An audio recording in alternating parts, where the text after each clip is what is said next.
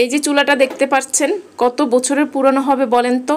অনেক বছরের পুরানো চুলা, কিন্তু কেউ দেখলে বুঝবেই না যে এটা এত বছরের পুরানো, কারণ আমি সব সময় খুব যত্ন করি আমার সংসারের প্রত্যেকটা জিনিস। সকালে ঝটপট নাস্তা বানিয়ে কিছু রান্না বান্না করলাম, ফ্রোজেন সিমের বিচি রান্না করলাম, তারপরে রান্নাঘরটা ক্লিন করা এবং অনলাইন থেকে কিছু জিনিস নিয়েছি। কেমন হয়েছে প্রোডাক্টগুলো সব কিছু মিলিয়ে আজকের ব্লগটা সাজানো হয়েছে, আশা করি আপনাদের কাছে ভালো লাগবে। আসসালামু আলাইকুম, কেমন আছেন সবাই? এই যে সকালে উঠে অনেক রোদ উঠার পরে আজকে বেলকনিতে এসেছি, এসে দেখলাম গাছগুলো শুকিয়ে গেছে। প্রথমে গাছে পানি দিয়েছি, তারপর পাখিকে খাবার দিব, পানি দিব, তারপরে আমাদের খাবারের চিন্তা। তবে এটা যেহেতু ছুটির দিনের ব্লগ ছিল, একেবারে সকালে নাস্তা বানানোর আমার কোনো তাড়া নেই, আস্তে ধীরে বানালেই হবে। সেজন্য ভাবলাম চুলাটা এবং চুলার পাশটা একটু ক্লিন করে নেই।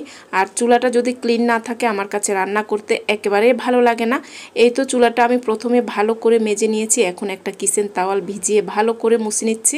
প্রায় প্রতিদিন রান্নার পরপর বা রান্নার আগে একবার হলেও আমি চুলাটা ক্লিন করে নেই, আর কিছুদিন পর ভালো করে মেজে ডিপ ক্লিনিং করে নেই। চুলাটা স্টিলের হওয়াতে যত মেজে ঘষে নেই ততই পরিষ্কার হয়। যাই হোক, এখানে অনলাইন থেকে কিছু জিনিস নেওয়া হয়েছে, সেগুলোই দেখাচ্ছি। এখানে অনেকগুলো ধূপকাঠি আছে।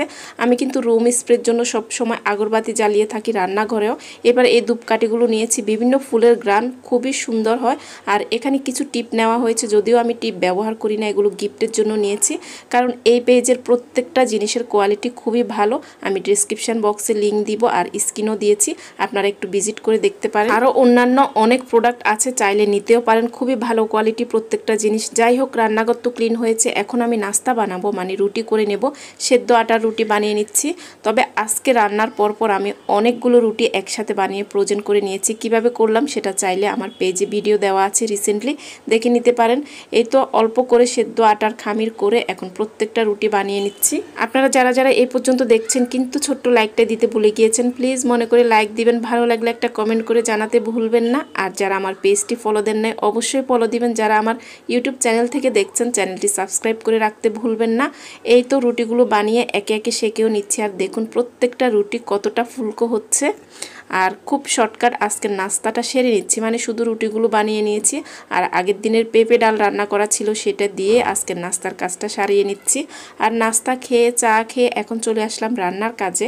এই যে সব কিছু কিন্তু রেডি করে নিয়েছি, একেবারে পেঁয়াজ মরিচ কেটে তারপরে ফ্রোজেন সিমের বিচি রান্না করব, একটা জালি কুমড়া রান্না করব, ডাল দিয়ে সব রেডি করে নিয়েছি। এখানে মাছ ভেজে নিচ্ছি, আর প্রেশার কুকারে কিন্তু জালি কুমড়ার ডাল আমি বসিয়ে দিয়েছি, সেদ্ধ করে নিয়ে তারপর বাগার দিব। সব মশলা কষিয়ে সিমের বিচি দিয়ে কিছুক্ষণ কষিয়ে ভাজা মাছ টমেটো কাঁচামরিচ দিয়ে ঝোল দিয়ে এই তো সিমের বিচিটা রান্না করে নিয়েছি। ফ্রোজেন সিমের বিচিও কিন্তু অনেক বেশি মজা। প্রেশার কুকারে একটা শীষ দিয়ে জালি কুমড়াটা রান্না হয়ে গিয়েছে, এখন একটু বেশি করে বাগার দিয়ে দিচ্ছি। আর আজকে ঝটপট রান্নাটাও কিন্তু হয়ে গিয়েছে। আর সেই সাথে বিদায় নিচ্ছি, আল্লাহ হাফেজ।